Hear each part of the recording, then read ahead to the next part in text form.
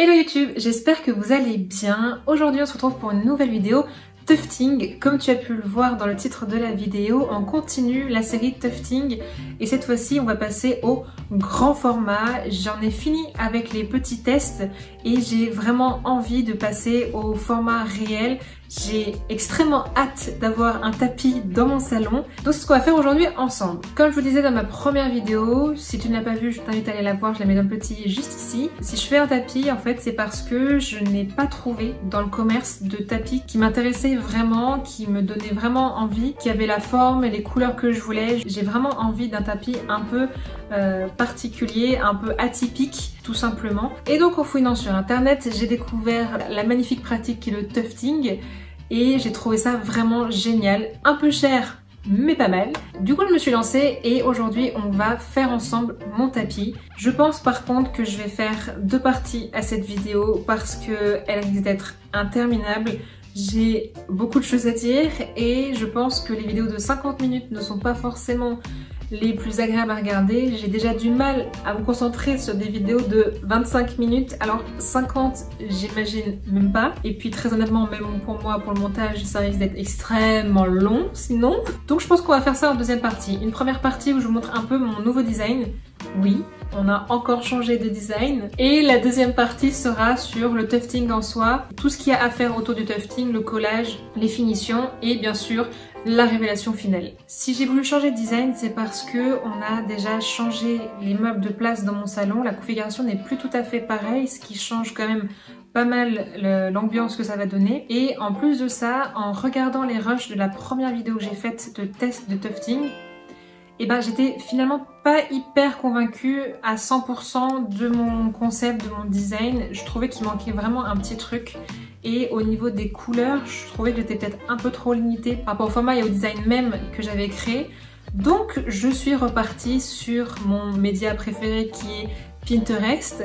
J'ai cherché pas mal de photos un peu architecturales. J'aime beaucoup les choses qui sont très construites avec de belles courbes. Donc je me suis concentrée un peu sur ça. J'ai fait pas mal de recherches. J'ai trouvé pas mal de petites photos qui étaient hyper inspirantes, que ce soit au niveau du design en soi, des volumes, des formes, de la construction aussi et des couleurs. Si tu as vu la première vidéo, tu as pu constater que c'était un gros dilemme pour moi de choisir une couleur.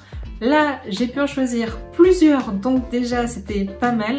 Et c'est donc ce qu'on va voir ensemble aujourd'hui. J'espère que le reste de la vidéo te plaira. N'hésite pas à mettre un petit pouce bleu et à t'abonner si ce n'est pas déjà fait. Et moi je te laisse avec le reste de la vidéo. J'ai donc repris mon cahier et mes crayons pour faire de nouvelles recherches de design. Comme vous pouvez le voir, j'ai fait plusieurs essais avant de trouver un volume et une forme qui me convenaient.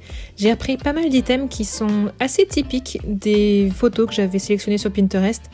Globalement, l'arche et l'escalier qui revenaient assez régulièrement dans mes sélections. Je trouvais ça hyper intéressant, j'aime énormément le volume, les arrondis, les courbes que ça amène, ainsi que ce côté un peu structuré fait par l'escalier. J'ai donc fait plusieurs essais aussi de position pour voir un peu comment ça pouvait s'accorder avec mon canapé, mes bibliothèques ainsi que mes fauteuils. Donc j'ai essayé de le faire d'un côté et de l'autre et je trouvais que la forme qui était en haut à droite allait beaucoup mieux s'intégrer au niveau de mon salon. C'est donc sur celle-ci que je suis partie. Pour les couleurs, je me suis donc inspirée du livre La palette parfaite que je vous ai déjà présenté dans ma vidéo précédente sur les livres de couture, que je vous invite à aller voir, et qui est très pratique quand on recherche des palettes de couleurs bien spécifiques. Comme vous pouvez le voir, je l'ai déjà bien utilisé. Ensuite, je suis partie sur le site Figma pour tester du coup toutes ces palettes. J'ai donc reproduit mon design en de multiples exemplaires et j'ai donc essayé de faire à peu près 3 essais par palette de couleurs pour vraiment essayer différentes positions de couleurs pour voir ce qui matchait le mieux les uns avec les autres, essayer les différents contrastes. Et je trouvais ça hyper intéressant. Par contre, je me suis un peu emballée. J'ai fait beaucoup d'exemplaires, même un peu trop à la fin, tellement que je ne savais plus lequel choisir. Mais j'ai réussi à me focaliser sur 2 designs que j'aime beaucoup.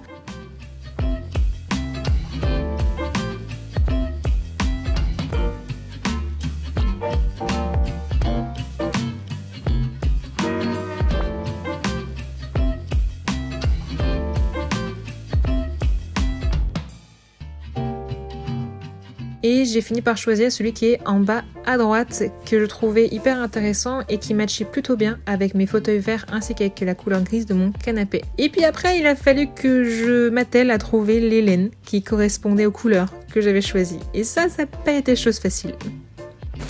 Bon, ça y est les amis, j'ai enfin reçu mes laines. Ça faisait un petit moment qu'il fallait que je les commande. J'avoue, j'ai un peu procrastiné. Un peu. J'ai commandé sur un nouveau site que je ne connaissais pas du tout et que j'ai trouvé en farfouillant un peu par-ci par-là sur internet. Comme je vous disais dans la dernière vidéo, que je vous mettrai par là, je crois, j'ai envie de trouver des laines synthétiques et il m'en fallait quand même pas mal, surtout que là j'ai une sacrée surface à tufter. Du coup j'ai commandé sur un site que je ne connaissais pas qui s'appelle Obii. Je ne sais pas exactement comment ça se prononce, donc dites-moi dans les commentaires si vous le savez. Et mon dieu, c'était trop bien. Il y avait plein de trucs, il y a plein de styles de laine, il y a plein de quantités de laine différentes et surtout j'ai trouvé des pelotes de laine qui font 400 grammes, ce qui est quand même énorme. Pour vous donner un ordre d'idée, en gros des pelotes de laine que j'ai regardées qui étaient intéressantes par rapport à la couleur, je n'en trouvais que des petites pelotes de 100 grammes. Sauf que au vu de la surface que j'ai à tufter, ça allait me coûter une blinde. Du coup je trouvais ça hyper cool de trouver des pelotes de 400 grammes. En plus de ça, les couleurs sont vraiment sympas. Alors, on va voir du coup ensemble si les couleurs que j'ai commandées correspondent à celles que j'ai reçues. Si tu as vu la première partie de ma vidéo, tu as pu constater que lors du déballage des laines, je m'étais rendu compte que la laine bleue n'était pas vraiment bleue comme j'avais souhaité, elle tirait plutôt vers le violet, alors que moi je voulais vraiment un beau bleu roi. Donc là, je croise les doigts, je compte sur lui, nous sommes censés avoir un bleu roi. J'espère. Donc c'est parti, on va déballer tout ça ensemble. Je sais pas si je commence par le petit ou par le gros. Allez, on va faire comme pour les cadeaux de Noël, on commence par le petit et on finit par le plus gros. On va éviter de couper la laine en dessous. Oh déjà ce que je vois me plaît. Tada! Mais regardez-moi cette balle de laine. Elle est aussi grosse que ma tête. Du coup, du rouge. J'étais un peu déçue parce que j'ai pas trouvé le rouge comme ça dans la même collection que les autres pelotes que j'ai prises. C'était dans la même version, mais je crois qu'il y a deux collections différentes de ce que j'ai compris. Mais je voulais absolument cette couleur-là, du coup je l'ai commandée dans l'autre collection. Et franchement j'avais raison, la couleur est juste magnifique. C'est un beau rouge bordeaux. On va déballer ça. Je m'attendais à trouver un truc gros. Mais là, j'avoue, elle est super douce. La ligne rouge, c'est validé. Hop, toi, tu restes là. On passe à celui-là.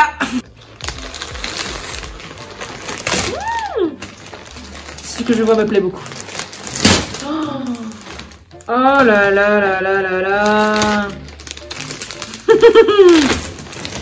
Mesdames et messieurs, du bleu. Et cette fois-ci, du vrai bleu roi. Il est magnifique. Ah, je suis trop contente. Je suis super contente parce que j'avais vraiment peur que ça ne corresponde pas du tout à ce que je voulais faire. Et là, on a du bleu. On a un beau bleu. Il est sublime. Et donc, du coup, c'est la collection Mega Ball Aran qui est en Ecotex.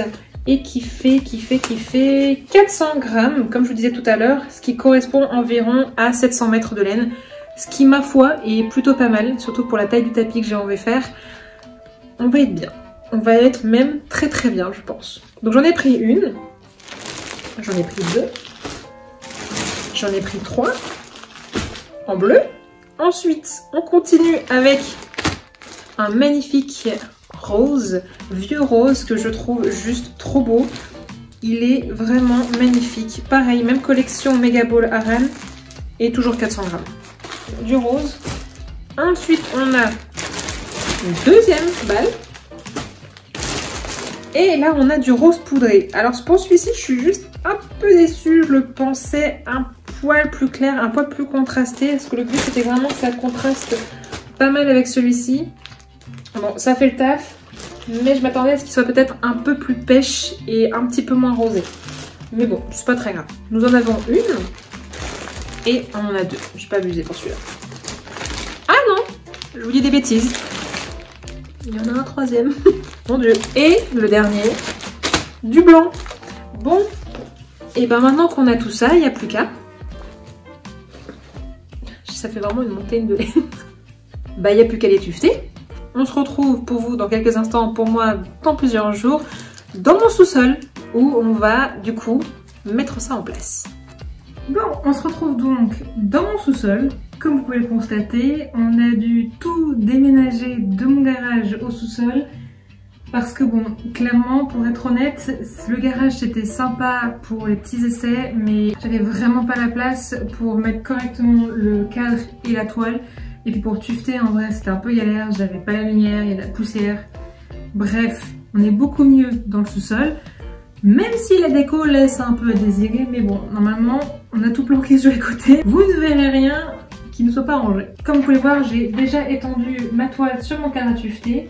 Cadre à tufter qu'on a amélioré pour qu'il soit beaucoup plus stable parce que dans le garage, on avait juste posé contre le mur avec les pieds, sauf que clairement quand j'appuyais dessus, c'était un peu bancal. On a rajouté des pieds pour stabiliser un peu plus le cadre pour que ça ne me tombe pas sur la figure, accessoirement.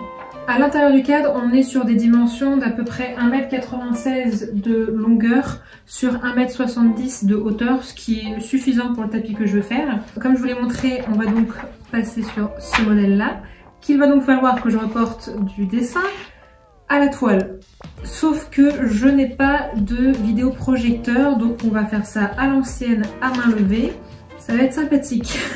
Il faut vraiment penser, quand vous reportez le dessin sur la toile, à garder des marges pour pouvoir reborder le tissu après à l'intérieur et faire des bords propres. Et autre point hyper important, il faut reporter votre dessin à l'envers. Tout simplement parce que vous allez travailler sur l'envers du tapis et pas le devant. Donc si vous voulez votre design d'une certaine manière, il faut que vous le tuftiez sur son miroir. Je sais pas si je suis claire. En gros, je veux ça et je vais le dessiner comme ça. Bon, et ben c'est parti, il n'y a plus qu'à s'y mettre. Hein.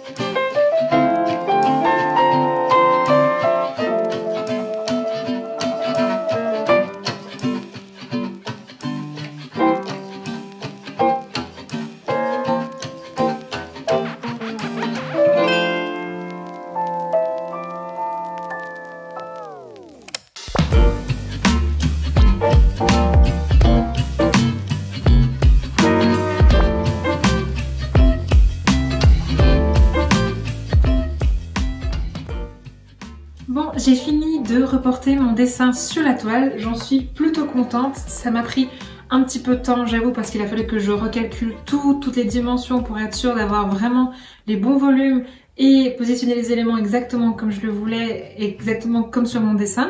Je pense qu'on va arrêter par contre la vidéo ici, sinon elle va être interminable. Il nous reste encore beaucoup de choses à faire parce que là j'ai reporté mon dessin, mais il faut ensuite que je tufte, que je colle, que je découpe, que je fasse les finitions. On a encore beaucoup de choses à voir ensemble et j'aimerais pas que la vidéo soit imbuvable. Donc on va s'arrêter là. On se retrouve dans une seconde partie où je montrerai du coup le tufting et la finition du tapis. Et ensuite le résultat bien sûr fini dans mon salon. En tout cas j'espère que cette vidéo vous a plu. Si c'est le cas, n'hésitez pas à mettre un petit like, à la partager si elle vous a plu et surtout abonnez-vous si ce n'est pas déjà fait. Et moi je vous dis à la prochaine.